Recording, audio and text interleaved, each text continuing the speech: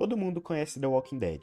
Mesmo quem nunca assistiu a série inteira, provavelmente sabe quem é Rick Grimes, já viu o Negan com seu taco de beisebol ou conhece o Daryl, que é um dos personagens mais populares da televisão. Durante anos, parecia impossível abrir a internet sem encontrar alguém discutindo uma morte importante, uma teoria ou o futuro da série. E não é difícil entender o motivo. The Walking Dead foi um fenômeno. No auge, ela não era apenas uma série sobre zumbis. Ela era um evento. A cada temporada, milhões de pessoas se reuniam para assistir ao próximo episódio, comentar nas redes sociais e tentar adivinhar quem seria o próximo a morrer. Mas existe uma curiosidade que ainda surpreende muita gente. The Walking Dead não nasceu na televisão. Antes de se tornar um dos maiores sucessos da AMC, essa história começou em um lugar bem diferente, uma HQ publicada em 2003 por Robert Kirkman. E se esse nome parece familiar, é porque você provavelmente conhece outra obra dele, Invencível. E sim, o mesmo Robert Kirkman que criou Mark Grayson e toda a história de Invencível foi quem escreveu The Walking Dead. Só que, muitos anos antes de Invencível, ele já estava revolucionando outro gênero completamente diferente. Naquela época, histórias de zumbis já eram extremamente populares. Quase todas seguiam uma estrutura parecida. Existia um vírus, um acidente, uma experiência que deu errado ou algum evento misterioso. Os personagens tentavam sobreviver enquanto buscavam respostas, procuravam uma cura ou sonhavam em recuperar o mundo como era antes. E isso era praticamente uma regra, só que o Kirkman decidiu ignorar tudo isso. Ele nunca explicou a origem da infecção, ele nunca apresentou um cientista tentando encontrar uma cura e nunca transformou os zumbis no grande mistério da narrativa. Na verdade, ele fez exatamente o contrário.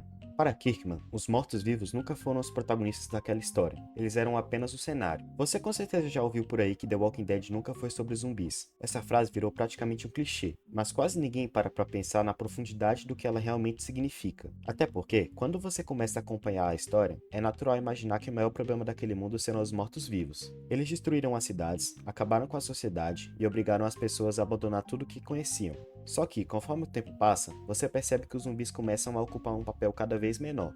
É claro que eles continuam sendo perigosos, basta um descuido para alguém morrer, mas o verdadeiro conflito passa a ser outro. Como você reconstrói uma sociedade depois que ela acabou? Como você cria novas regras quando as antigas deixam de fazer sentido? Até onde alguém comum é capaz de ir para proteger a sua família? E quanto da sua humanidade vale a pena sacrificar para continuar vivo? São essas perguntas que realmente movem The Walking Dead. Os zumbis apenas criaram um ambiente perfeito para que elas existissem. E é justamente por isso que a obra continua funcionando tão bem depois de tantos anos, porque ela nunca dependeu apenas dos mortos-vivos para prender o leitor. Na verdade, basta olhar os principais antagonistas da história. Nenhum deles é zumbi.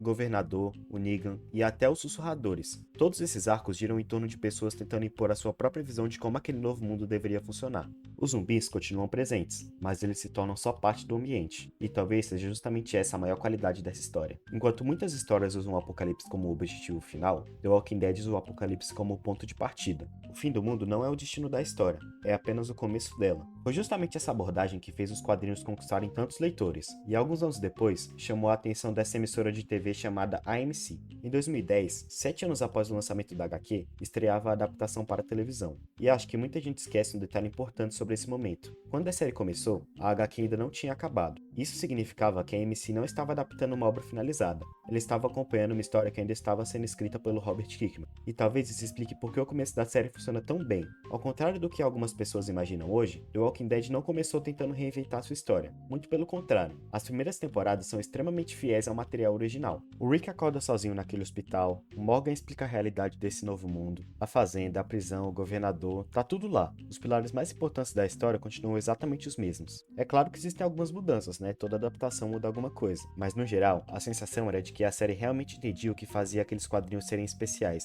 e em alguns momentos eles até conseguiram melhorar alguns aspectos da obra original. O maior exemplo disso é o Daryl. Hoje é difícil imaginar The Walking Dead sem ele. Para muita gente ele é praticamente o rosto da franquia. Só que existe um detalhe curioso, o Daryl simplesmente não existe na HQ, ele foi criado exclusivamente para a série, e sinceramente, foi uma excelente adição. Isso porque, em vez de competir com os personagens dos quadrinhos, o Daryl encontrou seu próprio espaço. Sua personalidade complementava o grupo de uma maneira muito mais natural, e aos poucos ele deixou de ser apenas o irmão do Merle para se tornar um dos personagens mais queridos da série. Esse é um daqueles raros casos em que uma adaptação não apenas muda o material original, mas realmente acrescenta algo de valor. Inclusive, outro personagem que cresceu muito na televisão foi o Shane, já que nos quadrinhos seu arco é relativamente curto. Ele cumpre sua função na história e sai de cena bem cedo.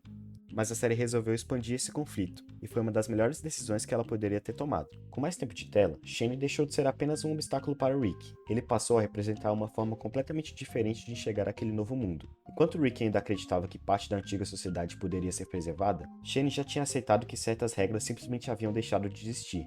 e esse conflito tornou toda a primeira fase da série muito mais interessante. Você conseguia entender os dois lados da discussão, mesmo quando discordava completamente de um deles. Isso mostra uma coisa muito importante: o problema nunca foi mudar a história. Se fosse, o Daryl não funcionaria e o Shane teria piorado. As melhores decisões da série surgiram justamente ao traduzir a essência da HQ para a TV. O problema é que esse equilíbrio não durou. Conforme os anos passaram, a HQ e a série tomaram caminhos opostos, transformando pequenas mudanças em duas visões completamente diferentes, e é aqui que a história se divide. Mas beleza. Se a série começou adaptando os quadrinhos tão bem, por que eu tô aqui falando que a HQ é melhor? Eu não acho que a HQ seja melhor por causa da violência, do sangue ou da falta de censura. Isso pra mim é só detalhe. Se você tirar toda a brutalidade, a história nos quadrinhos continua sendo absurdamente superior. Isso porque a grande verdade é uma só. Robert Kirkman escreveu uma história pra ter fim, enquanto a TV transformou The Walking Dead numa máquina de dinheiro pra durar pra sempre.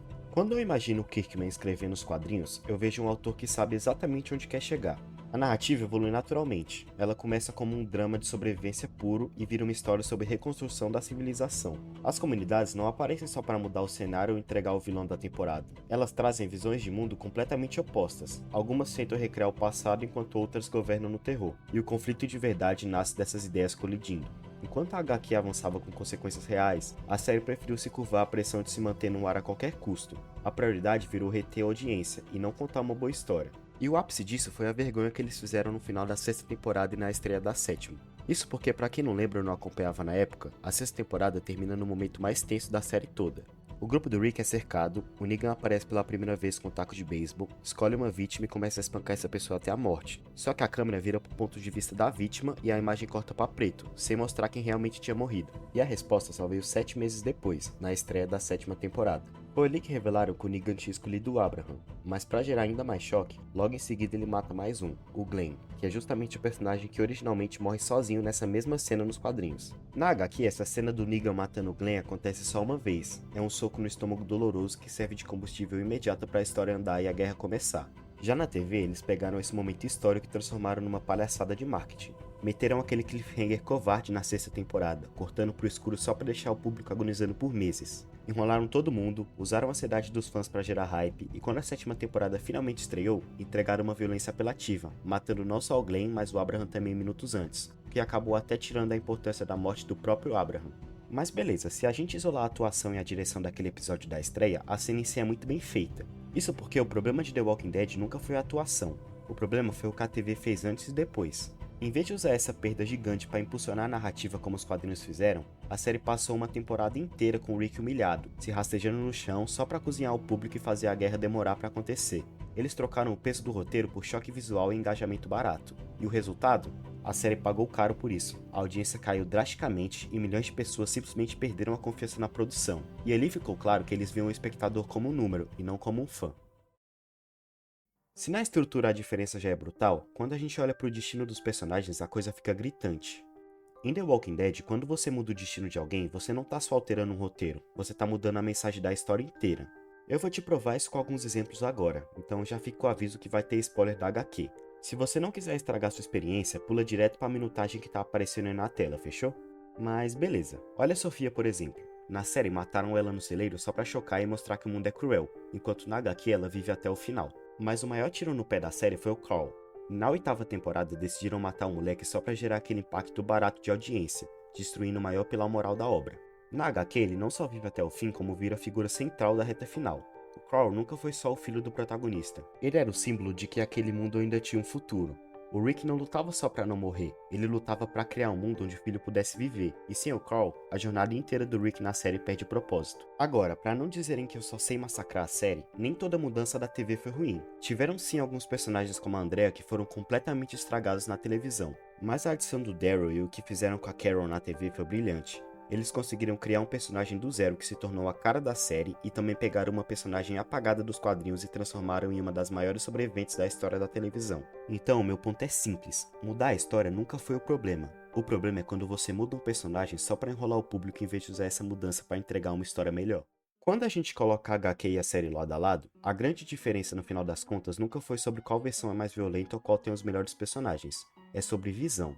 A série de TV se transformou em uma máquina gigante de entretenimento. E tá tudo bem, ela entregou alguns momentos inesquecíveis, criou ícones como Daryl e marcou a história da televisão. Mas por ser uma franquia que precisava continuar existindo a qualquer custo, ela perdeu o controle da própria narrativa. A saída do Rick de helicóptero no meio da 9ª temporada, empurrando o protagonista para spin-offs por questões de bastidores, é o maior sintoma de uma história que perdeu seu rumo porque não podia parar. Já a HQ seguiu o caminho oposto. O Robert Kirkman não queria criar um universo infinito, ele queria contar uma jornada com início, meio e fim. O Rick nos quadrinhos não vai embora por contrato, ele vai até o fim. Ele se torna o símbolo definitivo de que a humanidade era capaz de se reconstruir. E quando a morte o alcança, ela não é um gancho comercial, é o sacrifício que consolida aquele novo mundo. E a maior prova de coragem do Kirkman veio em 2019. Sem campanhas de marketing e sem avisos prévios, ele lançou a edição 193 totalmente de surpresa, encerrando a obra. Ele entregou um capítulo final lindo, mostrando o Carl adulto criando sua própria família em um mundo seguro e próspero. A HQ não acabou porque a audiência caiu ou porque as ideias acabaram.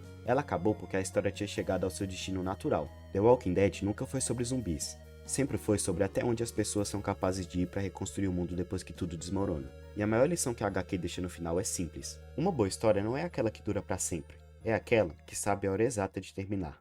Mas enfim, esse foi o vídeo. Eu realmente espero que vocês tenham gostado porque esse aqui deu bastante trabalho. Mas me diz aí, você prefere a série de televisão ou acha que a HQ merece uma chance? Eu particularmente prefiro a HQ principalmente pelo ritmo e por não se desviar da premissa original, mas eu realmente gostaria de saber a sua opinião. De qualquer forma, eu sou o Yarou e até o próximo vídeo.